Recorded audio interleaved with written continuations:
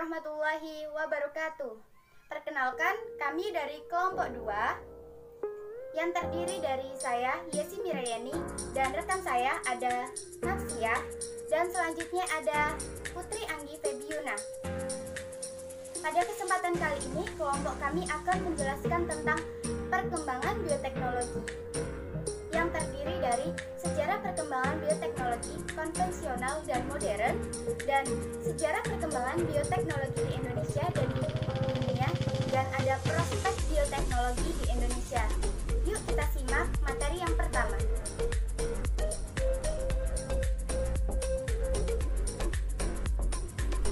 Bioteknologi bukanlah merupakan ilmu yang baru dalam peradaban manusia.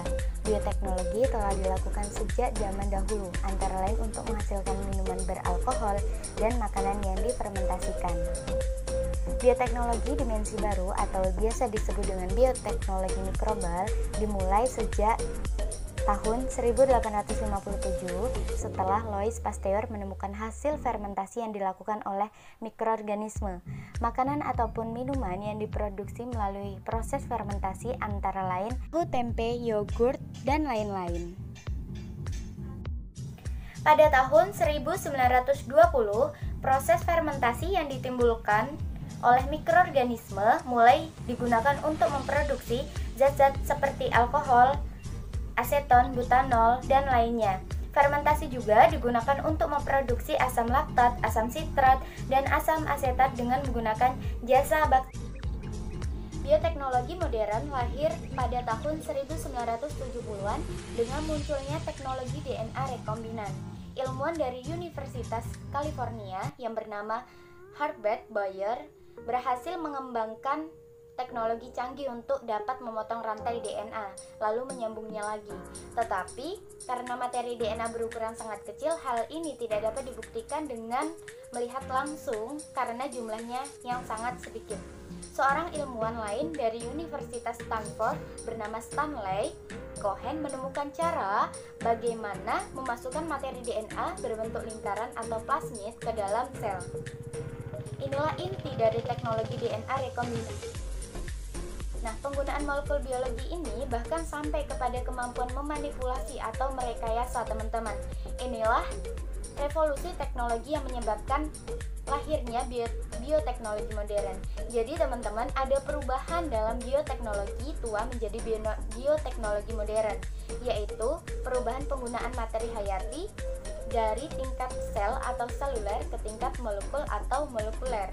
Hingga sampai saat ini, perkembangan bioteknologi terus mengalami perkembangan yang sangat pesat, hingga ditemukan teknologi rekayasa genetika, kultur jaringan, bahkan teknologi cloning yang sekarang ini menjadi kontroversi hingga saat ini. Selanjutnya, bioteknologi terbagi menjadi dua macam, yaitu bioteknologi konvensional dan bioteknologi modern. Yuk kita lihat perbedaannya. Bioteknologi konvensional adalah bioteknologi yang menggunakan organisme secara langsung.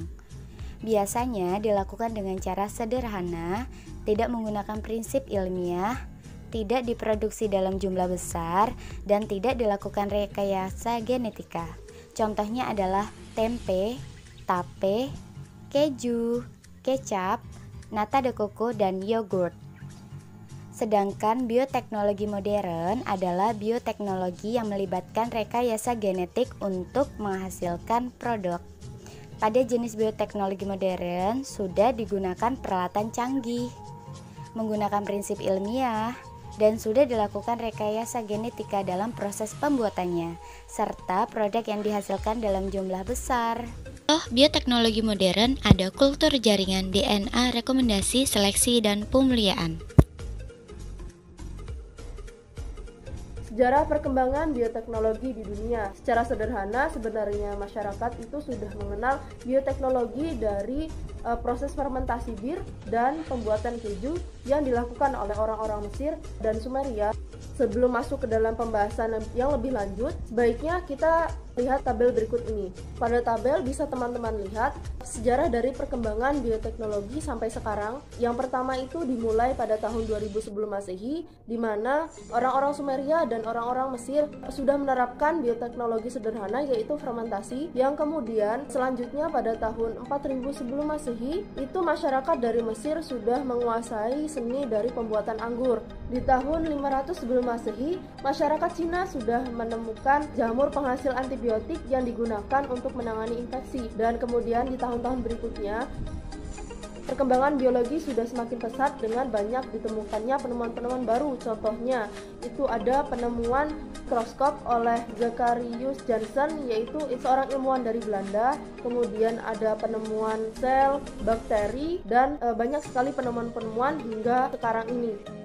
Perkembangan bioteknologi di dunia ini dibagi menjadi 4 gelombang atau 4 tahapan. Gelombang pertama perkembangan bioteknologi dikenal juga dengan era pra-Pasteur atau sederhana, di mana memiliki ciri yaitu masyarakatnya masih menggunakan memanfaatkan mikroba dalam proses pengawetan atau pembuatan olahan makanan dan minuman secara tradisional. Nah, beberapa contoh jenis minuman seperti itu ada sake, kemudian ada juga bir, anggur, dan yogurt, serta makanan khas Indonesia seperti itu ada tape, oncom, kemudian kecap, merupakan contoh dari bioteknologi tradisional. Penggunaan mikroba mulai terus dikembangkan hingga pada tahun 1920-an, mikroba mulai digunakan dalam produksi bahan kimia. Contohnya itu ada aseton, butanol, asam sitrat, dan lain-lain. Gelombang kedua perkembangan bioteknologi dimulai dengan ditemukannya penisilin oleh Fleming sekitar pada tahun 1929 dan permulaan pengusahaannya dimulai pada tahun 1944. Adapun beberapa jenis produk yang dihasilkan ada etanol, asam asetat, asam sitrat, asam laktat, dan gliserin. Nah, inilah yang mendasari gelombang 2 dari perkembangan bioteknologi dikenal juga dengan era antibiotika. Gelombang ketiga bioteknologi, pada gelombang ini bioteknologi sudah mulai berkembang pesat dan popularitasnya juga sudah mulai memuncak. Nah, pada pertengahan tahun 1970-an mulai diterapkannya rekayasa genetika untuk memanipulasi dan memperbaiki organisme agen yang berperan penting sebagai bioindustri. Di era ini, beberapa produk dari kedokteran dan farmasi yang bernilai tinggi mulai diproduksi. Contohnya itu ada interferon, kemudian ada vaksin, dan ada hormon. Di tahun 1975, Kohler dan Mainstein menemukan teknologi hibridoma yang digunakan untuk buat antibodi monoklonal. Nah, dari penemuan-penemuan tersebut, era ini juga lebih dikenal dengan bioteknologi baru. Gelombang keempat perkembangan bioteknologi lebih dicirikan dengan adanya perekayasaan struktur enzim 3 dimensi yang dikaji dalam bidang protein engineering, pengkajian sifat dan kinetika reaksi enzimatik, serta pengembangan peralatan analisis. Contohnya itu kristalografi, sinar X, dan spektrofotometer massa yang ditopang oleh rekayasa genetika memungkinkan ahli biokimia untuk merekayasa enzim sesuai dengan sifat yang diinginkan. Nah, pada generasi ini juga lebih dikenal dengan era rekayasa enzim protein. Perkembangan bioteknologi di Indonesia dimulai pada tahun 1985 ketika pemerintah Indonesia telah menjadikan bioteknologi sebagai prioritas pengembangan iptek yang dilakukan oleh Kantor Menteri Negara Riset dan Teknologi atau Ristek. Sejak tahun 1988, bioteknologi telah masuk dalam Repelita yang juga sebagai prioritas dari Jakstra Ipteknas yang kemudian dilanjutkan dengan Renstra Ipteknas. Bioteknologi sudah mulai masuk ke Indonesia, pemerintah juga sudah mulai memikirkan tentang sumber daya bioteknologi yang berkualitas di Indonesia, yaitu dengan membentuk PUA atau Pusat Antara Universitas Bidang Bioteknologi yang ada di Indonesia. Sejak saat itu penelitian mulai dilakukan, tetapi karena adanya kekurangan dana dalam penelitian menjadikan riset yang sudah dilakukan tidak menghasilkan apa-apa. Kemudian sejak tahun 1992, Dana riset kompetitif terbesar yang ada di Indonesia atau RUT memasukkan bioteknologi sebagai program tersendiri yang dibiayai oleh pemerintah. Prospek bioteknologi di Indonesia.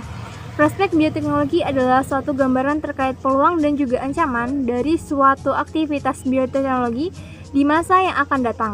Pemerintah secara konsisten menyediakan dan untuk penelitian, termasuk dalam bidang bioteknologi. Melalui program ini, kualitas dan kuantitas dari penelitian menjadi meningkat. Pemerintah juga menyediakan dana untuk penelitian bagi staf pengajar di universitas seperti hibah bersaing, program pembinaan riset dan program University Research for Graduate Education. Selain itu, bioteknologi selalu akan dikembangkan oleh berbagai lembaga penelitian dari universitas yang ada di Indonesia. Ada beberapa prospek bioteknologi yang terdiri dari: yang pertama, prospek bioteknologi di bidang pertanian. Prospek bioteknologi di bidang pertanian ini mulai digalakan dengan pembentukan Panitia Nasional di bawah Menteri Negara Riset dan Teknologi pada tahun 1985. Kegiatan penelitian bioteknologi ini mulai terasa meningkat dengan dilaksanakannya program riset unggulan terpadu atau disingkat dengan RUT.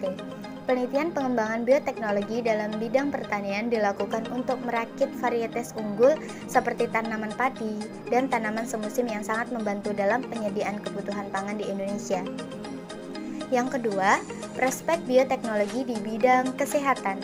Prospek bioteknologi di bidang kesehatan ini memberikan kesempatan atau peluang yang sangat besar untuk kedepannya, mulai dalam pemecahan masalah, yaitu mendiagnosa, mencegah, serta mengobati berbagai penyakit termasuk penyakit genetis. Prospek bioteknologi bagi kesehatan tersebut yang akan membantu dalam bidang kesehatannya. Menurut Widya Stuti 2017 melaporkan bahwasannya perkembangan bioteknologi di bidang kesehatan yaitu terapi gen yang dapat digunakan untuk penanganan penyakit, baik bersifat genetis ataupun bukan. Nah, yang ketiga ada prospek bioteknologi di bidang lingkungan. Bioteknologi lingkungan telah diterapkan di Indonesia sejak perkembangan industri dan urbanisasi yang telah mengganggu lingkungan yang awalnya bersih. Dampak prospek bioteknologi di bidang lingkungan sangat membuka peluang yang mana dalam perkembangan di bidang lingkungan ini dapat merestorasi lingkungan yang tercemar serta meningkatkan kualitas lingkungan terutama bagi manusia. Untuk mengatasi permasalahan lingkungan, bioteknologi memanfaatkan mikroorganisme dalam pengolahan limbah atau permasalahan lingkungan yang lainnya. Dikarenakan penggunaan mikroorganisme ini dinilai lebih alami dan tidak menimbulkan dampak yang berbahaya dibandingkan menggunakan bahan kimia atau sintesis.